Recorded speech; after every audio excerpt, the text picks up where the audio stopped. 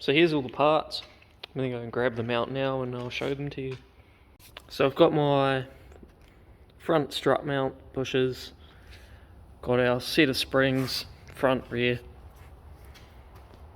front struts, rear shocks, because these are the sport ones with adjustable dampening, because this is the adjustment here and you can access that from the engine bay. The rear ones have to be set before you put them in, and I'll show you how to do that. So you're going to need something that fits into these holes here and it's long enough to go the full length, or just about. So I'm just using some welding wire here, and then you're going to pull these all the way out.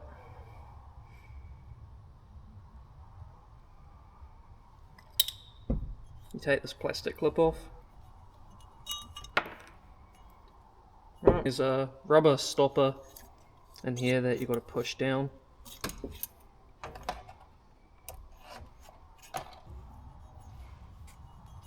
Take that out, and then that allows you to push it all the way down.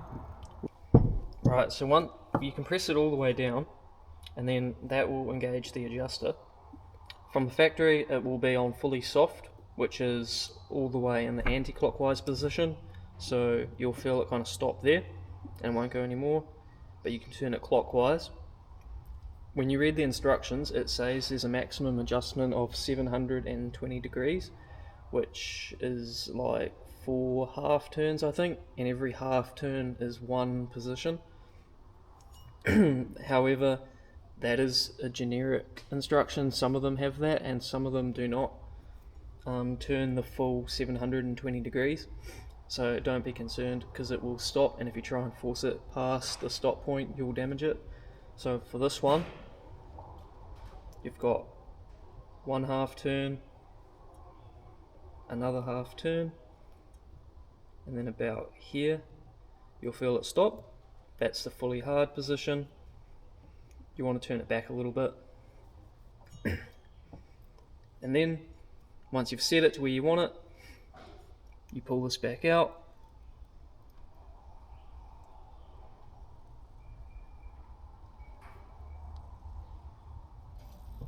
and then you'll put your rubber stopper back in there, put this back in there, and that will make sure that if this goes all the way down it can't come out of adjustment or damage the adjuster.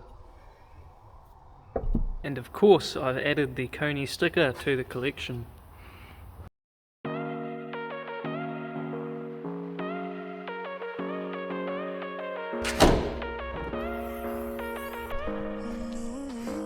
Right, so we're going to take all the wheels off.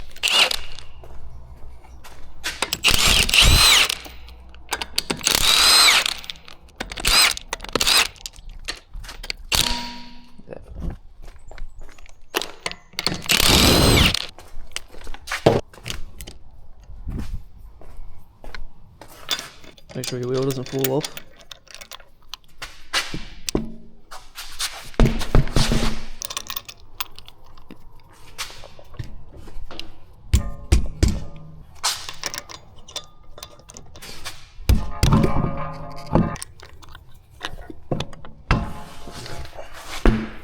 So I'm going to start with the front.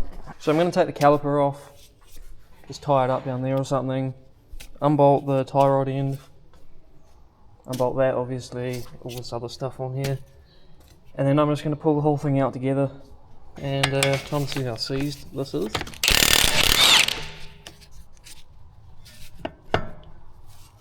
Oh, that's nice. Hopefully this side is the same.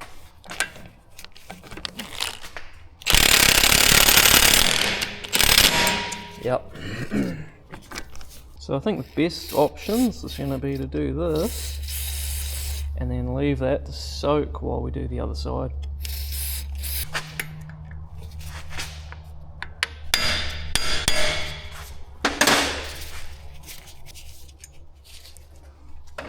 Don't even bother with a screwdriver on those.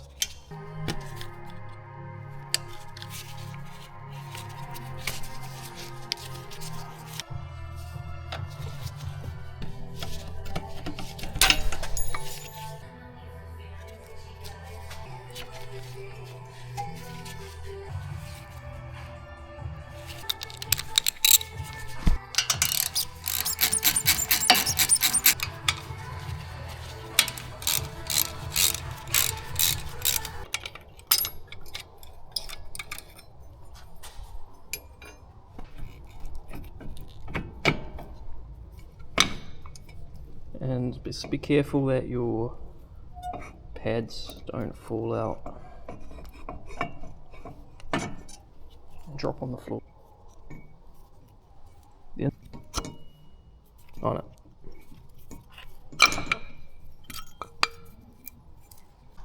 I've just cable tied it to the lower control arm.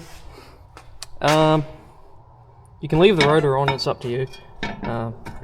Some of them, I don't think you can get this one out without removing the bracket.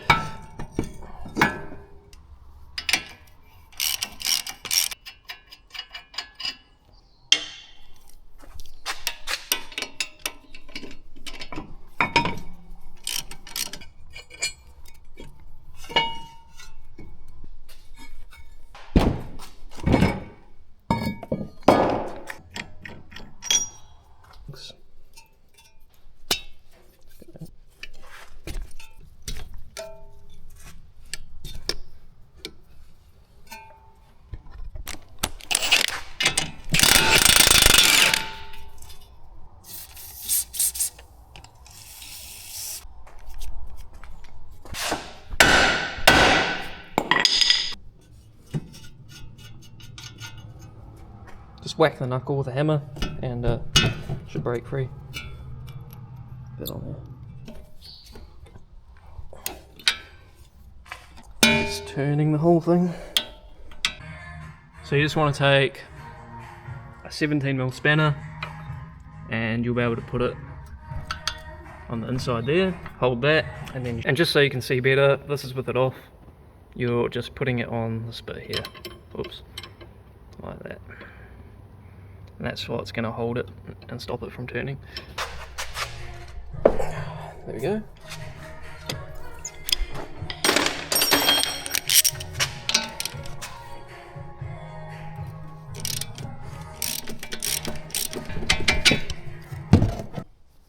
And there's just the 16mm nuts on the bottom of the ball joint. These are slotted for the bottom ball joint, so you can move it in and out.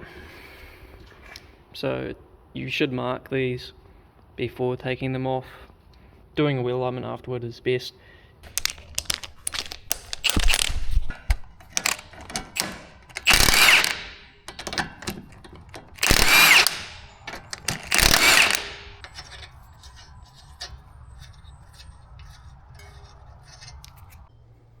From the top, you just have to undo this 21mm nut.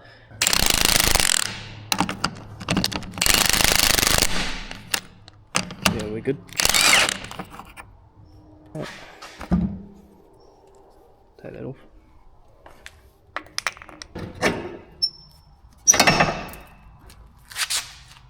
So yeah, all I did, push down on that and then pull up and then pop that bottom ball joint out and then just pull the whole thing out. I also thought I'd show how this axle nut is going. So this here is a pneumatic impact. It is rated to 1700 Newton meters.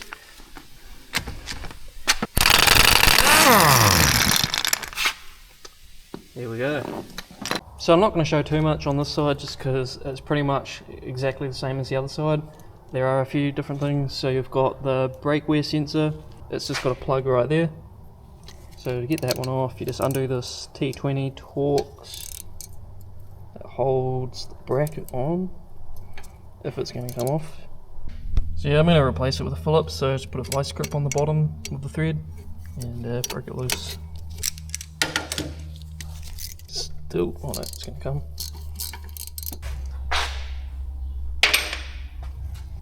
Oh, see, it's a bit rusted and bent, there we go. So here's your plug. What I like to do with the plugs, I can't find the one I normally use, but just get a pick and you can pop them in the end to lift the tab up. Just because these bits here, they quite often break off when you pull back on them, so if you go in through here and just push the tab up like that, you're a lot less likely to break it. That just stays with the caliper like that, and then take it off like the other side, There's also this, it's like a level sensor. You just want to unbolt it from the control arm, just there, so that when you push down on this, getting the strut and hub assembly off, you don't damage it. So yeah, I think it's just a 13 or a 12 mil on the bottom there.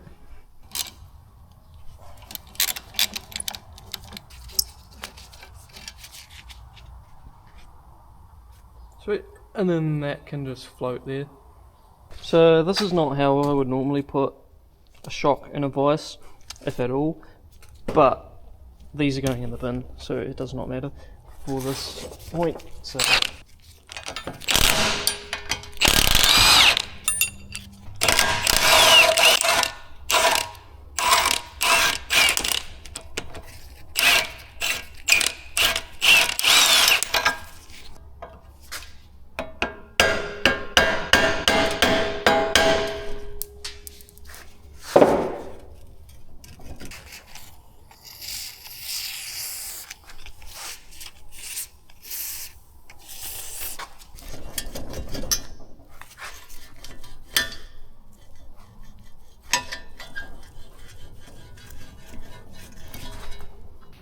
the original shocks are a Bilstein type setup, so they don't have bump stops up here like these ones do, so you can't use the old ones, and you probably shouldn't reuse bump stops anyway. But the new KONIs don't come with them, so I don't know if that's just my ones, or I'm pretty sure none of them do, so you need to get aftermarket ones to fit to it.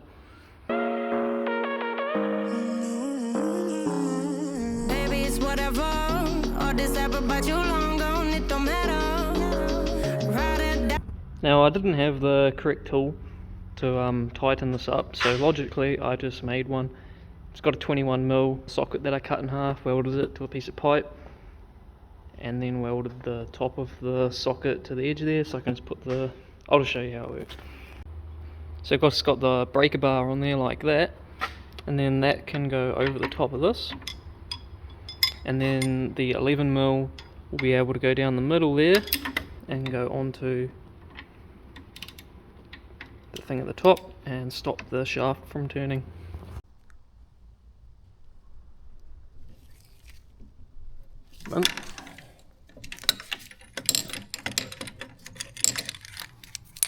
It's not the ideal way, but it works.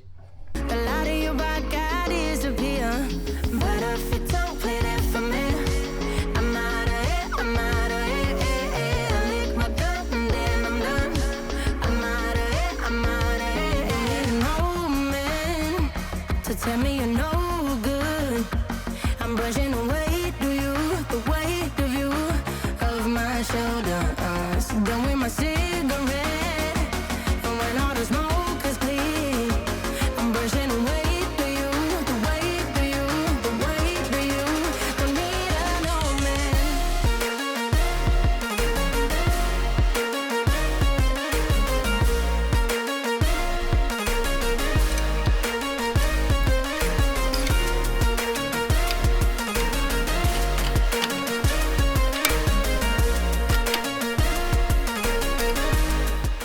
You'll also need to take this off.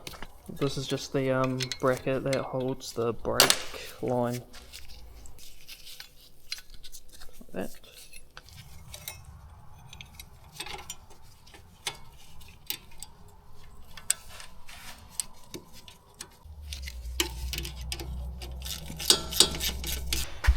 You can see it just lines up with this bit here. So that's the new ones in.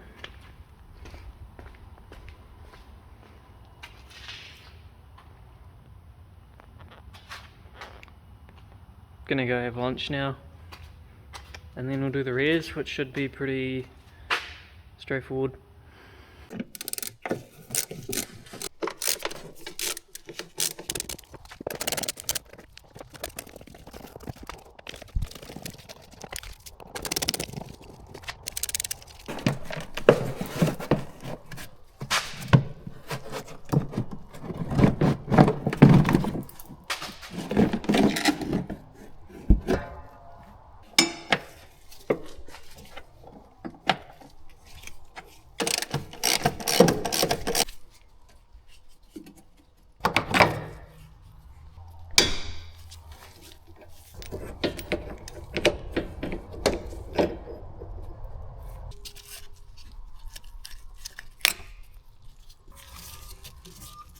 So what I've got going on, I put the spring compressors on here, but my ones are a bit to be desired, and yeah, they're kind of maxed out already. Another thing I'll mention is I went and loosened all of the bolts for the top and bottom control arms, inside and outside, just so you can move them like that. That'll allow those to move more freely. It won't be so tight, as it won't be pulling on the rubber as much.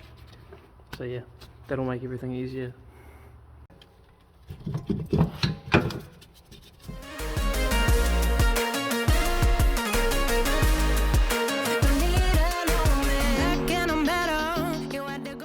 I managed to get this old one out and get the new one in without the spring compressor at all. So yeah, just loosening those bolts off is all you need to do. You don't need to take the bolt out of any of the arms.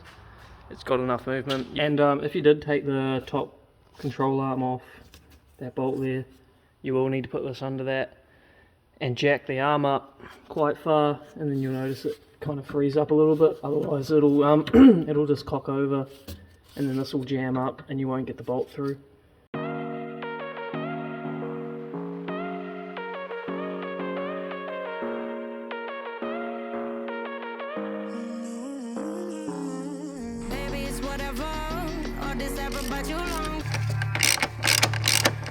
Let this down now. Sweet, so now with those in there,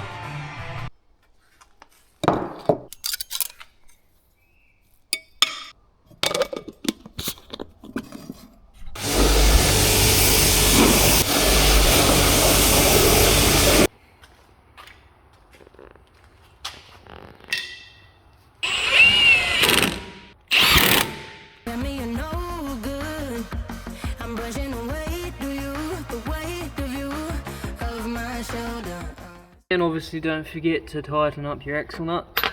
It's much easier to do with the wheel on, and then once you've lowered the car down, then there's some weight on it.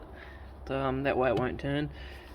There is a multi-stage process to torque these up, and they are technically single use, so you should replace them every time you have taken them off. That is up to you, however.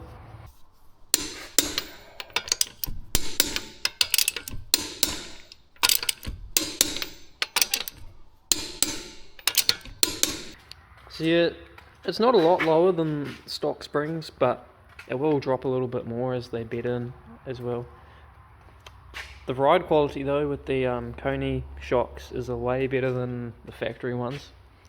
Yeah, they are a little soft, I'd say, so I'm probably going to stiffen them up a little bit in the front and see how that goes. But yeah, adjusting the front ones is pretty self-explanatory.